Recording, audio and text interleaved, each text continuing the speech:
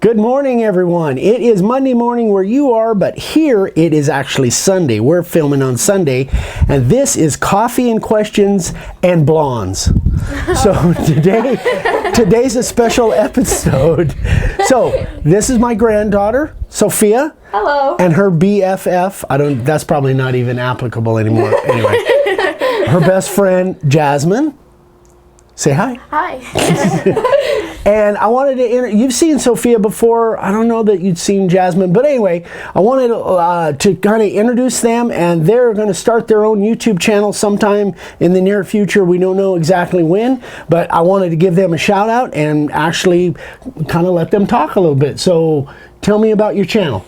Okay, well, our first few The name videos are going to be introducing ourselves and talking a little bit about our lives. Okay. And how we met and stuff. What's it going to be called? Sophman Girls. Sophia, Jasmine, Sophman Girls. Makes sense. Okay, good. And what's your time frame? Maybe in the next month or so?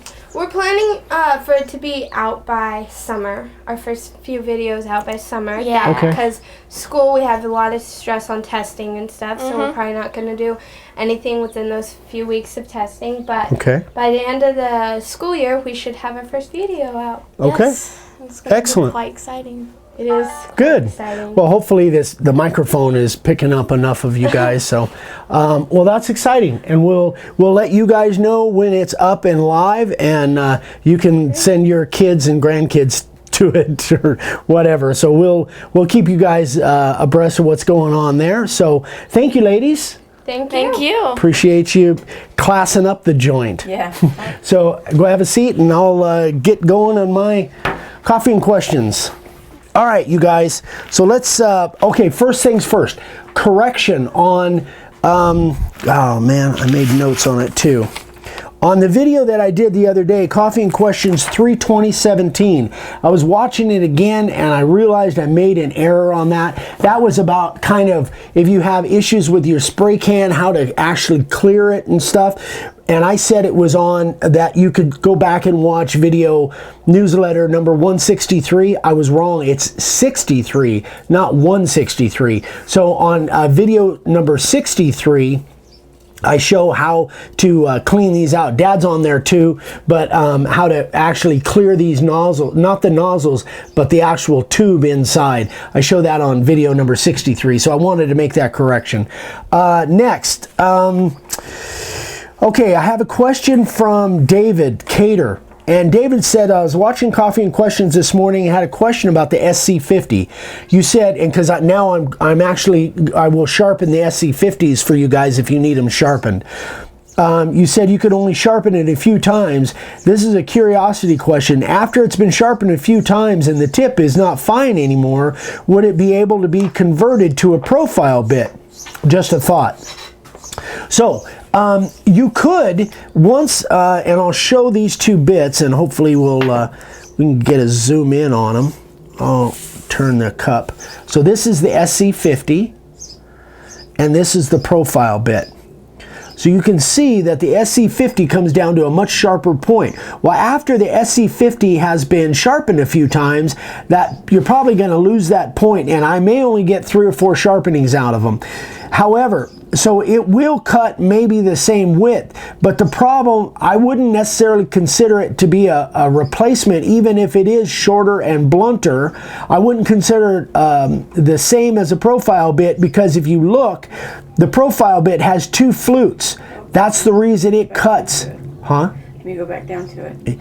The profile bit has 2 flutes, here and here, and it cuts so much better than a single flute like the SC50. So it's never gonna cut as good as a profile bit. It just won't. Not that it won't cut the same width if that tip was off of there, but I wouldn't use it as a replacement for the profile bit. But that's kind of up to you. But anyway, I can sharpen those SC50s a few times before I lose them. But the profile bit, I can probably sharpen that like a dozen times. Anyway, I hope that kind of clears that up. And now we are going to Oh yeah, that is it for that. Now, a couple things too. The other day I showed this new material on these new letters that we're using as far as our layout goes. We're using the 1/8 inch birch now rather than the hardboard. And I did a 24-hour test on these letters. Half of them were in gas that I used the ink, and the other half were in thinner. I'm not going to take them out of here because they're kind of soaked.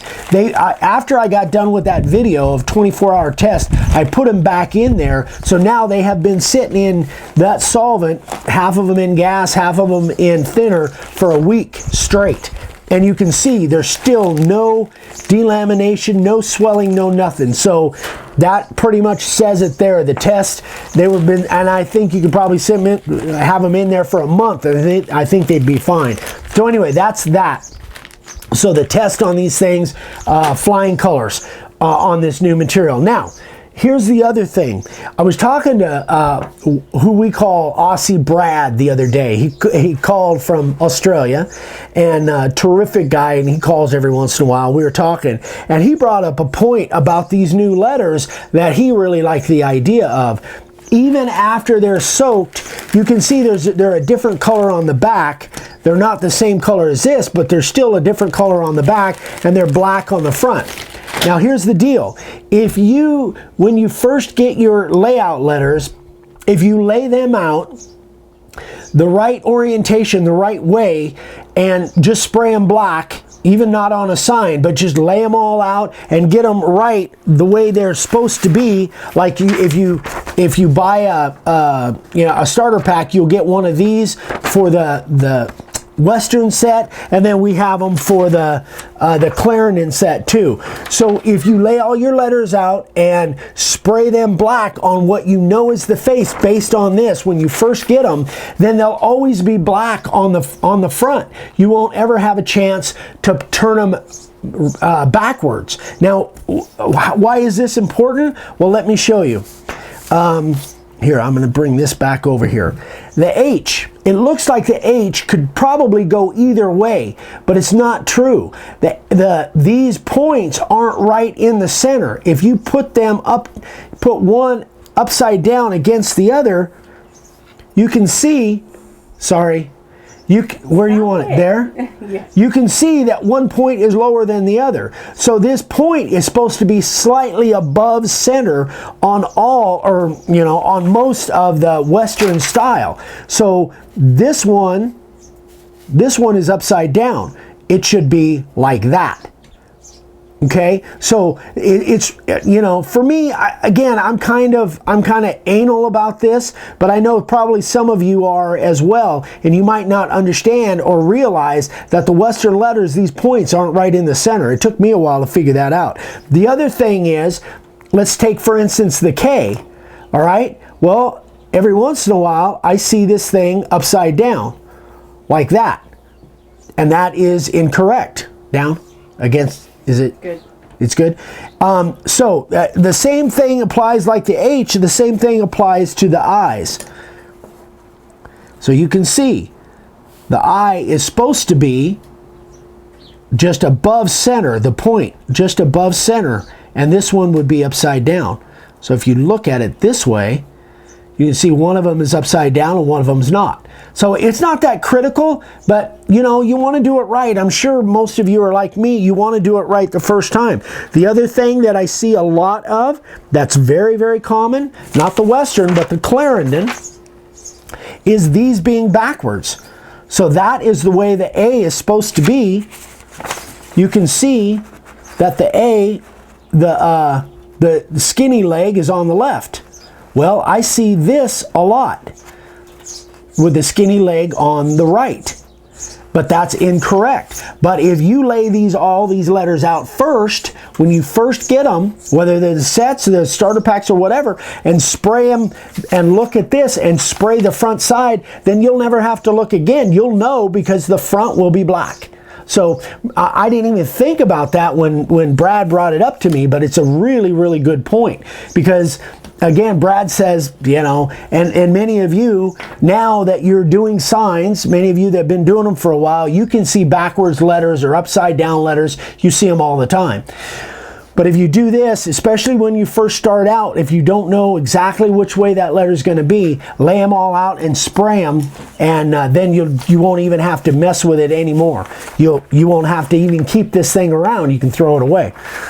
And if you need one of these, let me know, by the way, if you need one of these. But you could go on Google, honestly, and print these out. You could print out Clarendon letters, and this is a pointedly mad font. But if you need it, let me know. Send me an email, and I'll send you a copy of that. Email it to you. Yeah, I guess that's it. Let's get into the sign carvers of the day. I don't want to go too long on this thing. So this one is really cool. A big ranch sign.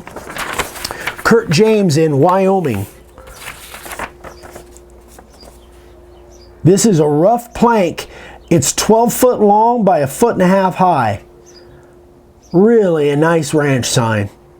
And that's a niche, guys. That is a niche. If you're in a rural area, that is a niche that could be big. I mean, you don't have to make a whole lot of these to make some pretty good money. So that's a niche that I think is definitely could be out there that you could go after. This one is a little, it's a little fuzzy, the picture, but I really liked it.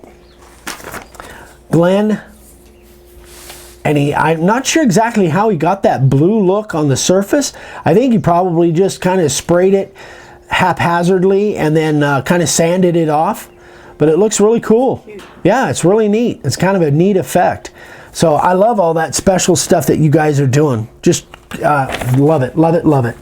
I think that's it, guys. I know we're kind of going along with introducing the girls and stuff. So any announcements we need to make, babe? No, nothing. I don't think there's any. We'll I think maybe Wednesday, I'm not sure, but maybe Wednesday we'll do another big sign carvers of the day, because I've got a huge stack, and I'm, you know, you guys are sending me, I'm getting lots of them. So I think we will. I think Wednesday, I'll make the executive decision right now. Wednesday, and then I'll ask the Queen after we're done. I think Wednesday we'll do a big sign carvers of the day. You guys seem to like that, and I enjoy it. So keep those questions coming, and I will answer your questions right away. And then later on, you know, I'll try and feed them into the channel so everybody can hear. But keep those questions coming. Please keep sending me pictures of your projects. I love it. If you haven't subscribed, please subscribe and give us a thumbs up. And we'll see you guys, I guess, on Wednesday morning. So yes, we are filming the day before. We're filming this on Sunday. It's a beautiful day. Anyway, happy spring, everyone. Go out and make some sawdust. Be happy. See you later. Bye.